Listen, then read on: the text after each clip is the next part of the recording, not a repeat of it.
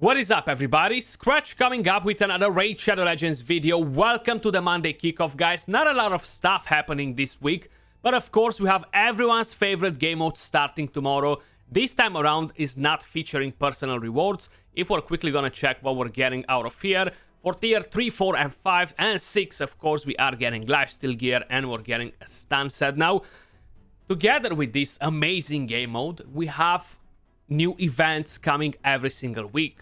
And this time around, we have 10x events. Now, this is something very, very nasty. The champions that we have on the 10x, they're very, very nasty. But guess what? I am not falling for it, and you shouldn't either. The chances to summon legendary champions are miserable, 0.5%. So remember that when you're trying to open shards for these amazing champions.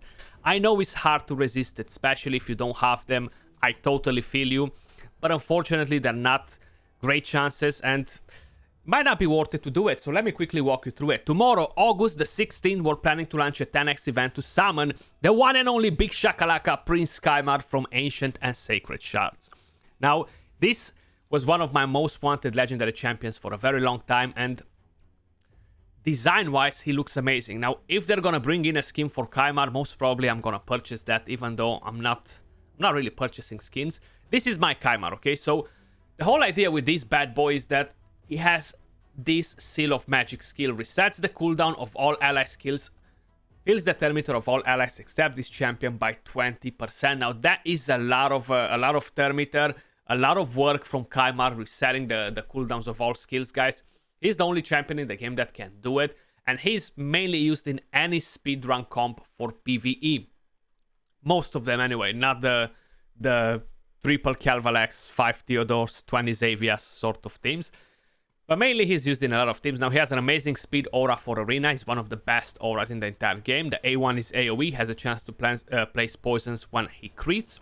The A2 removes all buffs from all enemies and places a sleep debuff. Kymar is a powerhouse for PvE and for PvP. I actually have two of them.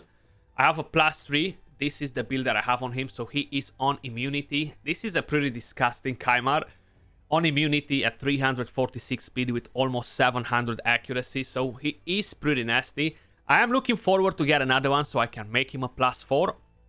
Now, the whole idea with this bad boy is that I'm running him for Arena. I'm running the same build for PvE as well, so usually you might want to have a slow one to kind of like do the job in PvE. But for that, you kind of require to have a lot of Kymars, you know? Like, I have one built with accuracy, I have one with resistance. I actually removed a couple of pieces from him the other day because it ended up that I'm not using the resistance build at the moment for Arena. Now, this one, he used to be on like 750 resistance and around 300 accuracy. The whole idea behind it was that I was going against Warlords and stuff like that, champions.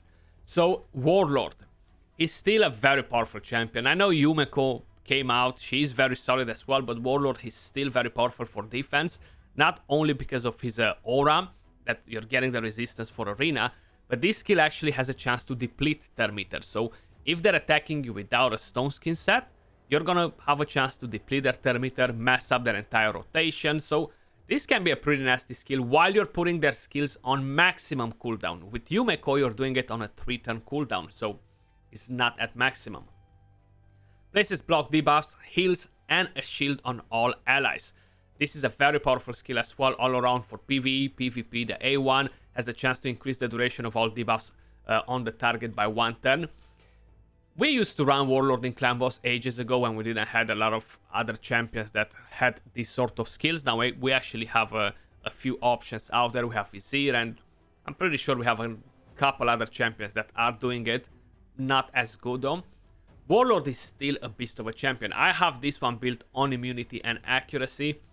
I would say this is probably the one that I'm using the most. Now, he does need to have a bit of extra accuracy on his build at the moment because he doesn't have that much accuracy. I'm actually considering in changing a bit the build on him. So this is what I have in terms of total stats. Around 320 speed, 650 accuracy.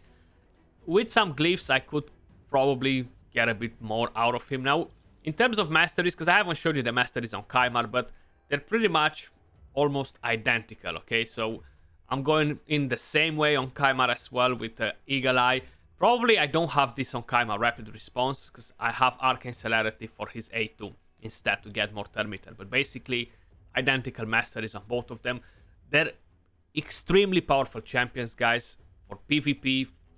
Warlord is not as important for PvE, but when we're talking about Doom Tower waves and stuff like this, he becomes such a beast as a CC champion because he's gonna put them on lockdown, mess everyone up from the opponent team. So he's still very solid for PvE as well. And the way it goes, if you're talking about like, well, if you want to fight a warlord, you gotta bring in a warlord. That's kind of like the way it goes. So this is the 10x that we have during the CVC Kaimar and warlord. They're definitely gonna spin some heads around. Now I quickly want to show you one thing. So if I'm gonna go back to my Discord and we're gonna go top 50 leaderboard, right? Let me just quickly show you this. So if we're gonna have a look, let's see from last week, just as an idea. Warlord, Kaimar, Warlord, Warlord, Kaimar. And the list just goes like this, you know? Kaimar, Warlord, Warlord, Warlord. It just goes. These two champions are pretty much everywhere. Of course, we have some Yumekos around, but Kaimar, Warlord are extremely powerful as champions, guys. Let me know if you are actually trying to go in for this 10x. Any of you guys are in desperate need to get a Kaimar or a Warlord.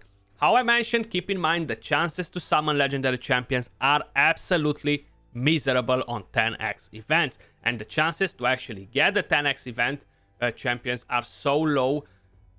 It's almost like winning the lottery, man. But that's all for this video, guys. Much love, appreciate all of you guys watching, and I'll catch you all soon in the next one. Peace.